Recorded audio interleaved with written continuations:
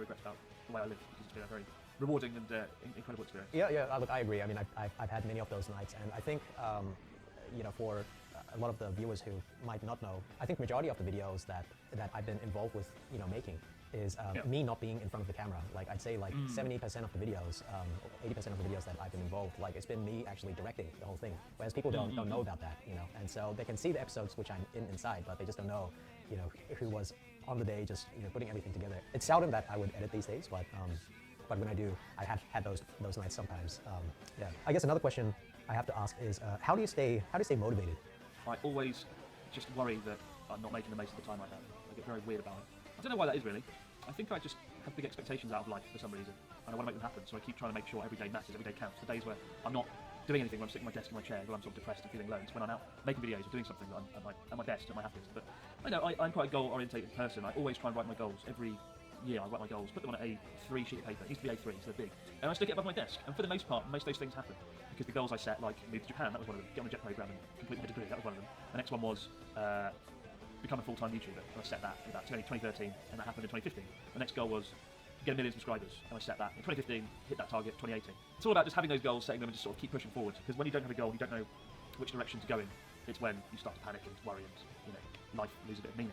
So that's what keeps me motivated. Also nightmares. I've got nightmares that I'm a 75-year-old man on a deathbed, and I'm like, shit, I wish I'd done that, oh no. And so that's good, have nightmares. That's the best way to stay motivated. Try and worry. I do worry a lot about time and making sure I make the most of time. Yeah, I completely agree. I think one of the things which I kind of appreciate more is daily rituals for myself.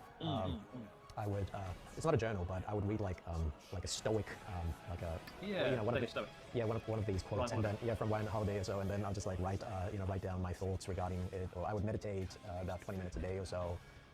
Just visualize things or just kind of appreciate things and etc. I think that's a really great thing to do. I do things like that. Like I study Japanese for about an hour every day, and Stoic philosophy in particular is something that's sort of been guiding me since 2014 for the last few years. And without that, I think I would have been lost. It's a bit difficult when you're sort of raised and you're an atheist or an agnostic, where you don't have religion in your life. It can be hard to clutch onto something to believe in, right?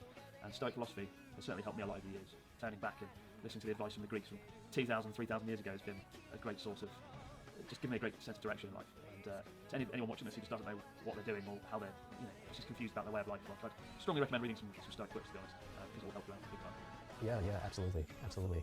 And I think another thing which I appreciate is with the YouTube videos that we make, we always try to think like what kind of value we can actually give to the world. And I think that's the same as you do when you make your content, even for the scam video too. Ultimately you don't want people to get scammed. If we focused on just pure entertainment itself, I'm sure that we could have also grown tremendously quickly. But I think if you can put education and also entertainment, or together, entertainment in a sense, by having interesting information inside, and also it's engaging enough to just kind of watch to the end. I think that's something which is valuable. Absolutely. I think that's the sort of the holy grail of content, where you can teach someone something of value and hopefully make them laugh and think along the way. And that's one benefit of scripting videos, right? So for this scam video, I've got 6 scams to avoid, each one more ridiculous than the last. But I've got my own stories, experiences, and I've thought very carefully about each line in that video. I want people to think about something and learn about scam, and then I'll entertain them with the next line. So it's all about having that sort of balance. Did COVID affect you at all? Regarding like production or just anything? I mean, I've been lucky. I've escaped the worst of it, right? It hasn't really affected my job so much, or my livelihood, like it did for so many others. It's been stressful not being able to go and see my family. As you might know, in Japan a year ago, they had a rule where you could not leave the country and return, even though you were a resident. So as a resident, if I'd gone to the UK, I wouldn't have been allowed back in, which is something which scares me. And also, it's changed the nature and the direction of videos I make. I've really cut down a lot of travel content, because I feel like a bit of a dick, being like, yeah guys, it's great, Tokyo's amazing, let's go, oh wait, you can't come in. So I've definitely cut down travel content a bit for that. Interestingly, the podcast, the listenership dipped a little bit, because a lot of our listeners are people that are coming to Japan, that sort of listen in excitement at the moment. And so we lost a few listeners there, but they've sort of trickled back. Because you like the control and you like to have your content in a particular way and so on. I think guys like Joe Rogan, he really made it a thing which everybody would just want to almost become like that podcaster. Or what made you decide to do it? I enjoy podcasting, but nowhere near as much as making videos. I love the filmmaking process. Podcast, you put on the microphone, just talk for half an hour or an hour, whatever. I do enjoy doing it. I have a great co-host, a guy called Pete Donaldson, who was a former radio DJ and a very prominent podcast host in the UK. If I hadn't met Pete, I don't think I would have done it. Meeting the right person to do it with was a key factor. But also, I just do so much stuff in everyday life here that I don't talk about in the videos, just because I make only one video every week or every 10 days or whatever. In a podcast, I can really cram in a lot of those experiences, and I can sort of help people. And I really love kind of reading out the questions and stories from listeners and engaging with listeners, giving them advice and things. And I often feel like I'm more open on the podcast as well, because there's no comment section to read. With a podcast, you can spew out more opinions and not have to worry about the ramifications in a way that you do with YouTube. So I'm a lot more honest and open and frank on the podcast, I think, as well. Well, you're a great host, and you're a great, I think you're a great speaker. We would love to have you as like our guest host and Asian boss to cover some type of a documentary or something like that too. That'd be a lot of fun. Yes, if you're up for it, please let us know. Absolutely. Yeah. And I hope you can come and see the studio with your own eyes when travel's easier, right? It'll be a lot of fun. Absolutely. Like right now, what are the social issues or social causes that you're most passionate about in Japan? I did feel like it was almost like fate, I guess, to be put in Tohoku straight after the earthquake and tsunami. So I've tried to be quite active in promoting the sort of reconstruction efforts and sort of the stories of people along the coastline who I felt got neglected because of the nuclear reactor and that sort of incident. That overshadowed the tsunami, and 20,000 people lost their lives as a result of the tsunami. Whereas the nuclear reactor, while terrible and bad, we haven't seen those sort of figures. And I feel like it was sad that they were overlooked, all these people along the coastline. So I've tried to focus on the tsunami, and that's also why I reached out to Ken, because I'd hoped to make a video with him before about this, and that has been really rewarding, just sort of being involved, trying to change the image of Tohoku from this wasteland. Certainly, straight after the nuclear reactor, when I first got here in those first few years, I used to get a lot of comments from people saying, Japan, you'll die in Japan of radiation sickness, you're going to die. These horrible comments from horrible people. And they said, Japan everyone was going to die. It was some really nasty comments. So I felt like I wanted to sort of counteract that and make sure I showed Tohoku for what it really is, which is, in my view, the most stunning, most incredible place in Japan. So it felt good to change that image and promote Tohoku in that way. And I feel responsible because there wasn't, at the time, there wasn't that many other YouTubers doing it. Most YouTubers were in Tokyo. So I felt a strange sense of responsibility, I guess, to do that. That's really nice that you're doing that. How do you think Japan's changed you? I think I'm more wary of how what I do affects other people in public. I remember when I went back to the UK for the first time in a few years, I was sitting on the train going from Heathrow Airport into London, and there was someone a seat behind me with their phone just playing really loud music, really annoying, terrible music, blasting out for everyone in the carriage, and I just thought, bloody hell, get me back on the plane to Japan where this doesn't ever happen. I want some peace and quiet. I'm bloody tired. I've been flying for 12 hours. People just don't care as much in the UK, right, about how their actions affect the people around them. And I like that in Japan. I do think that's good. So I'd say I'm more wary about what I'm doing and how it's affecting other people. I think I thank people for their hard work as well. It's quite a big thing in Japan, right? We always thank people at the end of the workday, like, let's go to some of this, or sort of being a lot more mindful about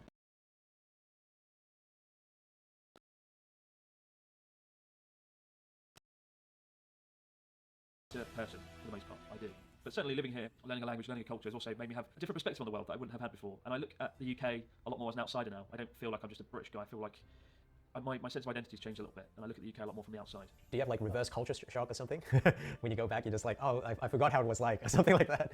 Oh, absolutely. I really do have a lot of reverse culture shock when I go back, and it's going to be interesting. This is the first time in 2 years that I'll have gone back now, so I think that's going to be quite a powerful thing. Not having gone back in 2 years and seeing how the UK has changed. It's going to be really trippy. Just kind of going into future plans now, would you say you're going to be permanently based in Japan from now? What's your plans? I don't have any concrete plans. A lot of people ask me, when are you leaving Japan? When are you going home? When are you disappearing? And I just got the studio, so it's going to be a while now, I think. It's going to be another few years. But I don't ever think I'm going to truly leave Japan. I think what will happen is I will incrementally spend more time back in the UK, right? I'll go back there a bit more. Right now, my time is pretty much like 100% Japan, 0% UK. And I think it will sort of slowly start to slip the other direction. But if I move back to the UK tomorrow, I would be deeply unhappy. I wouldn't be happy because my purpose, my friends, my life, it's all here in Japan, right? It feels like my home now. I have way more friends here, a way bigger network than I have in the UK. Having visited all 47 prefectures and met so many people and done all these things, I feel like I know Japan really well. And I feel like it would be hard to walk away from all that. But, one of my goals and one of my dreams is to make a short film and to make some films. It's professional level stuff to go on TV or Netflix or whatever. And that hasn't happened yet. And now that I've got this formidable network of friends across the country, and now I know Japan really well, I feel like I'm ready to sort of take a step in that direction as well. So we're sort of building up to that moment. There's not that many good foreign films made in Japan, and I'd like to change that, absolutely. So that's something I'm very keen to do. What kind of film do you think it's going to be? What's the Netflix type film that you're going to be creating? That is a very good question. I think if I had to do a genre, it would probably be like a science fiction thriller. Science fiction thriller. Wow. Science fiction thriller. Something along those lines. Probably a thriller though. Yeah. But honestly, I don't know. I've got a few ideas at the moment, but it's going to take some time to really flesh them out, dig a bit deeper into them. Got it. Why do you want to go in that direction? It always feels a little bit different from the type of content that you make right now. Well, I mean, it's always been a dream that I sort of threw away back when I was 18 or whatever. As I said earlier on, I had this dream of being a filmmaker that I had to sort of put on hold or let go. And just sitting here in this set, right, I feel like I'm in another world almost, and I'd like to capture that in a film. Like what I love about films is that escapism, right? You put on a film, you escape into another world. And that's something that's really attractive to me. And that's kind of why I built the studio, I guess. I can sort of escape into this cyberpunk Blade Runner-esque world that I've had locked in my head for so long. It's the physical manifestation of that, in a weird kind of way. So, yeah, being here in the sets really motivated me and fired me up for that, to sort of keep going, to make that dream a reality, I guess. Yeah. Well, thanks, Chris, for the super long conversation. That's been a lot of fun, Jay. Yeah, thanks. It's great to finally meet face to face. Yeah, absolutely.